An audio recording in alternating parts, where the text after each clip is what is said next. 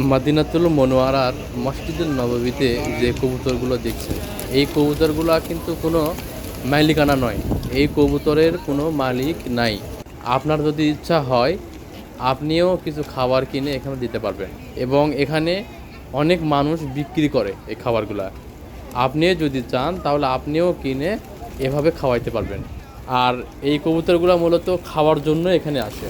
অনেক কবুতর এখানে, হাজার হাজার লক্ষ লক্ষ কবুতর দেখবেন এই মদিনাতুল মনোয়ারার মসজিদুল নববীর চত্বরে এখানে দেখতে পাবেন।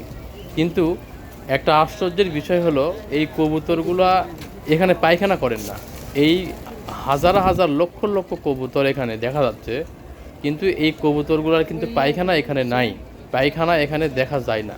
তার মানে এই সাধারণ যে কবুতর, এই কবুতরগুলাও আমাদের রাসূল সাল্লাল্লাহু আলাইহি ওয়াসাল্লামকে সম্মান করেন, যে রাসূল সাল্লাল্লাহু আলাইহি ওয়াসাল্লামের মসজিদে আমরা পায়খানা করব না, এটা বেয়াদবি দেখা ভাই।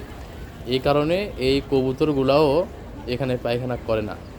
আর আমরা সাধারণ মানুষ, আমাদের মতো সাধারণ মানুষ যারা এখানে আসছি, দেখা যাচ্ছে খেজুর খাচ্ছি, ওই খেজুর মুখ থেকে ওই খেজুরের আটি বের না করেই ওখান থেকে এই মসজিদের ভিতরেই আটি ফেলাই দিচ্ছে। এই তো হলো এই বিবেকবান মানুষের কাজ। আর দেখেন সামান্য কবুতর, এই কবুতরও বুঝেছে আমাদের রাসূল করিম সাল্লাল্লাহু আলাইহি ওয়াসাল্লামের মসজিদ এটা, এখানে কখনো পায়খানা করা যাবে না, এটা আমার আদবের মধ্যেই পড়ে না, এটা বেয়াদবের কাজ। এই ব্যাপারগুলো আমরা সাধারণ মানুষই বুঝি না, কিন্তু এরা ঠিকই বুঝে।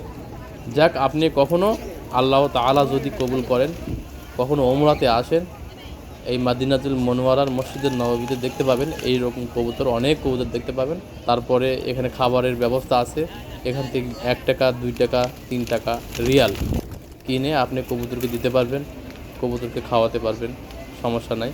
অবশ্যই আসলে দেখবেন। আল্লাহ তাআলা আমাদের সবাইকে এই মাদিনাতুল মনোয়ারার মসজিদুল নববীতে আসার তৌফিক দান করুন। আমিন।